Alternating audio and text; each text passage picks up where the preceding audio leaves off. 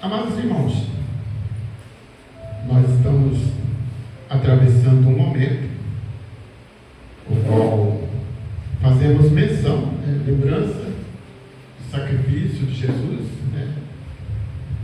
que passou pela morte de cruz, e ali ele cumpriu tudo aquilo que nós não jamais conseguiríamos cumprir. E nos deu uma oportunidade, que eu falo sempre, grandiosa para nós, os gentios. Estamos no período das dispensações, as 7 dispensações, estamos no período da graça de Cristo. Fomos alcançados através desse sacrifício tão maravilhoso, e Ele tomou sobre si as nossas dores, Ele foi moído por causa das nossas transgressões, e ali Ele foi levado diante dos seus tosqueadores como um cordeiro ao matadouro, e como ovelha muda, Ele não abriu a boca. Quer dizer, Ele não reclamou. Eu faço de novo uma retrospectiva, eu acho que é assim que se diz, de quando Jesus estava chegando naquela hora. Eu citei no outro culto uma parte dessa. Estava chegando a hora, ele vai orar no Getsemane. Ele pega ali os seus discípulos, vai de caminho naquele local, e chegou uma certa parte ali. Ele disse a eles: fiquem aqui. E ele foi adiante, a distância de um tiro de pedra. Um soldado assim forte lançara uma pedra, e onde ela caía, se diria um tiro de pedra. Em outros episódios, tiro de flecha, onde o soldado conseguia cair sua flecha, era um tiro de flecha. Depois tinha também aquele ditado do caminho de um dia. Uma pessoa treinada caminhava um dia, o que ele conseguia, aquela quilometragem, era chamado caminho de um dia. Então, eram palavras assim, dito naquele tempo, ficou aqui marcado nas Escrituras, para que pudéssemos conhecer através do trajeto deles e a funcionalidade de cada coisa.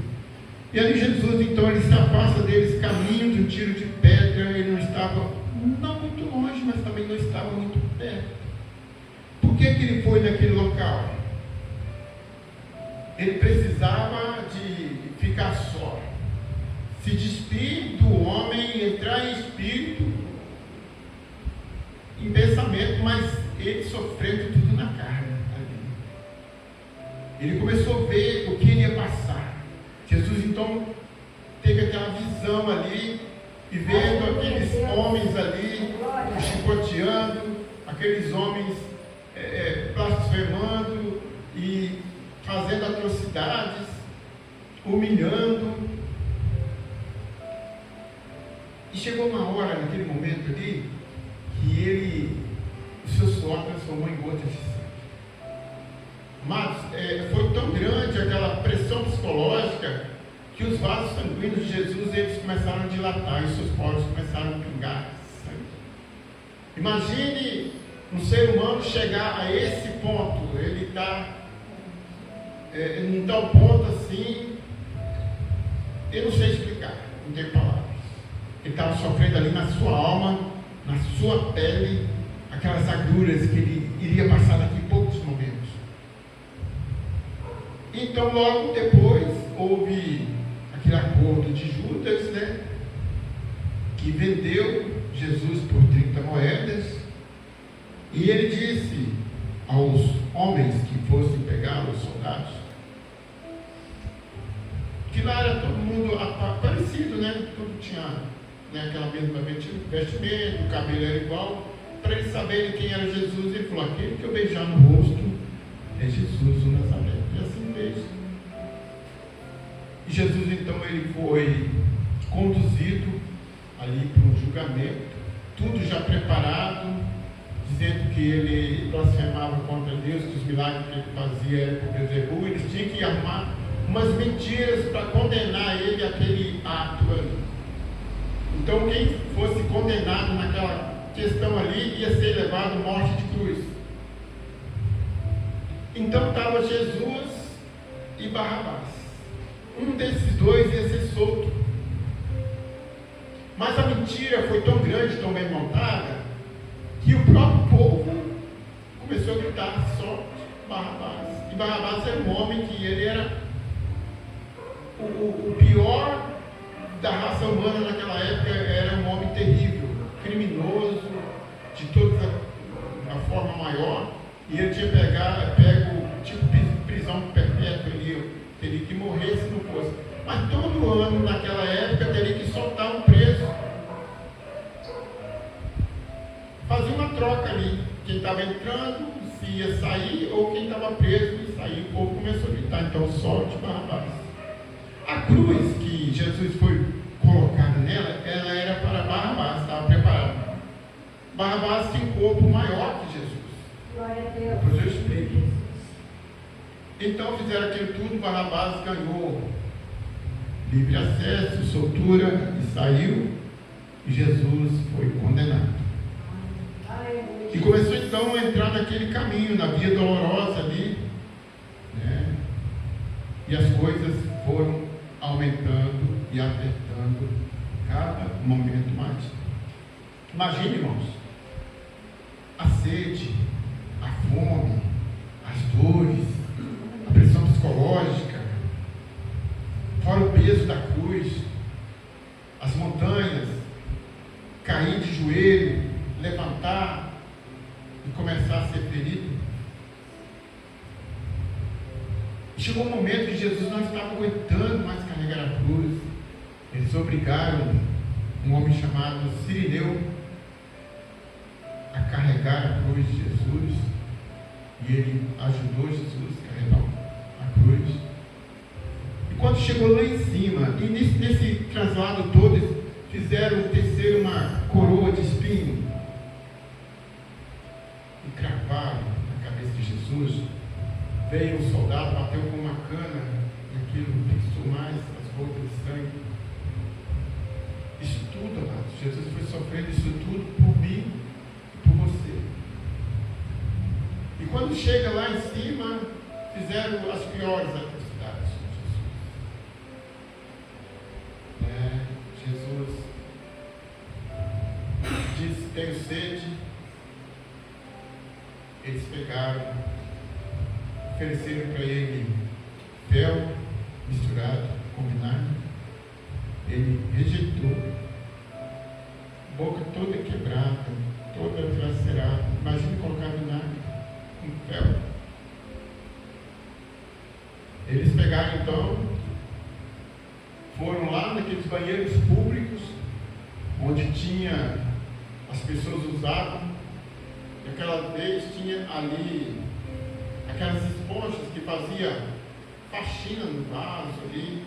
Eles pegaram aquela esponja com aquele cabo, colocaram ali o produto, o vinagre, e colocou na boca dele.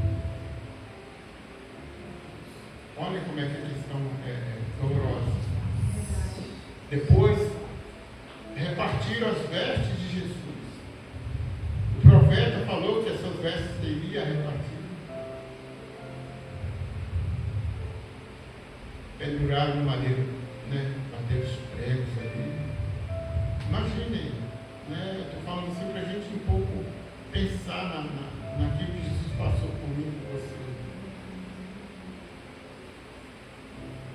E ele veio justamente para cumprir aquilo que eu jamais conseguiria cumprir, que eram as leis. Aquelas leis ali não foram feitas para mim, foram feitas para o judeu.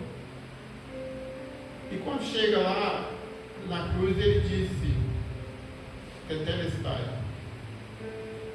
está cumprido. Eu cumpri com você para te dar uma oportunidade.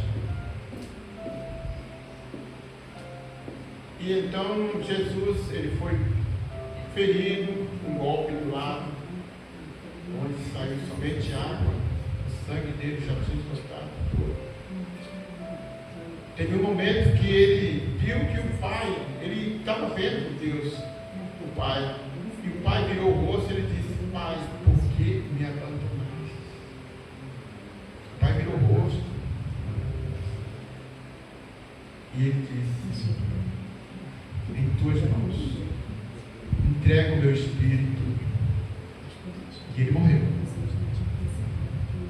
E nesse momento que Jesus então entrega o seu espírito e ele morre, a natureza sentiu. Houve escuridão na face da terra. Houve um terremoto. As pedras se fenderam, as pedras, as penhas que se dizem, elas se fenderam. E aí eles então entenderam, verdadeiramente esse é o Filho de Deus. Matamos o Filho de Deus. E hoje, amados, eu e você fomos alcançados por esse sacrifício. Aquele sangue que ele derramou ali na cruz do Calvário veio para remissão dos nossos pecados. E quando nós nos colocamos diante do Senhor como um pedido de perdão, de arrependimento: Senhor, perdoa os meus pecados, ou esse pecado que eu cometi, em nome e no sangue de Jesus. O Senhor, através desse nome, Jesus, e do seu sangue precioso, ele perdoa o nosso pecado e nos introduz de novo na sua presença. O homem fica assim, cai e Deus restaura, cai e Deus restaura, por causa que o clamor pelo sangue de Jesus, ele permeia sobre a minha e sobre a minha. Sem remissão, sem sangue, sem o sangue de Jesus, não há remissão de pecado. E aí, quando esse perdão ele entrou e fez essa oportunidade de nós acessarmos a graça de Deus, nós saímos das trevas para a maravilhosa luz. É como eu disse já, é como se Jesus ele colocasse um tapete vermelho assim e falasse: bem, caminha sobre a minha graça, caminhe debaixo do meu sangue precioso. E aí abriu essa oportunidade para que nós pudéssemos então entrar na presença do Senhor e ter direito da grande promessa que quando Jesus ressuscita, ele fica aqui um período ensinando os apóstolos a pregar para os gentios acerca da sua graça, da sua misericórdia, e ele então chega até eles e diz: eis que vou para junto do meu Pai. Ele disse: não se turbe o vosso coração, credes em Deus, credes também em mim. Na casa de meu Pai há muitas moradas. Se não fosse assim, eu vos teria dito, mas eu vou preparar lugar, e quando este lugar estiver preparado, eu voltarei outra vez e levarei vocês para mim mesmo, para que onde eu esteja, estejais vós também. E nós, como igreja fiel, estamos aqui aguardando esse dia tão glorioso. Mas para nós alcançarmos essa promessa, precisamos nos manter firmes e fiéis. Porque a nossa carne é tendenciosa ao pecado. Não é que nós vivemos o pecado, mas a nossa carne ela milita contra o nosso espírito contra a carne. E só vence aquele que você alimentar mais, se eu jejuo mais, se eu oro mais, se eu santifico mais, se eu fujo do pecado, dos desejos da carne, eu estou fortalecendo meu espírito. Mas se eu cair dessa graça tão maravilhosa e começar então a viver pela consciência dos meus olhos, pelo desejo da minha carne, pela vontade de pecar, o meu espírito vai ficar fraco. E eu vou cair da graça, vou ficar sem essa redenção do Espírito, do sangue de Jesus. Mas à medida que nós não estamos livres de cair, porque o pecado, amados, é como uma lepra, é representado como uma lepra. Miriam, quando ela se levantou contra Moisés, de Arão, ela pecou e ela foi alcançada de uma lepra. Ela foi retirada do arraial, colocada fora da onde não tinha gente, para não contaminar ninguém. Então o pecado ele é assim. Se eu cair em pecado, eu vou contaminar mais um, mais dois, mais três, porque eu vou começar a falar coisas que não provêm do Senhor. Eu vou contaminar a mente de algumas pessoas. E aquela pessoa vai contaminar outro, e outro, e outro. Então eu quero dizer assim, para que a lepra do pecado não me contamine, eu preciso, à medida que eu senti que eu falei com Deus, eu me reconciliar com Deus através do sangue de Jesus. Essa é a oportunidade, amados, né? E o que Deus quer é que você confesse o seu pecado, peça misericórdia, para poder permanecer na presença dEle. Porque sem o perdão do pecado, não tem como Deus atuar na sua vida, porque o pecado, ele é de um muro de separação entre eu e meu Deus. Entendeu? E esse muro, ele só sai com o sangue e o nome de Jesus.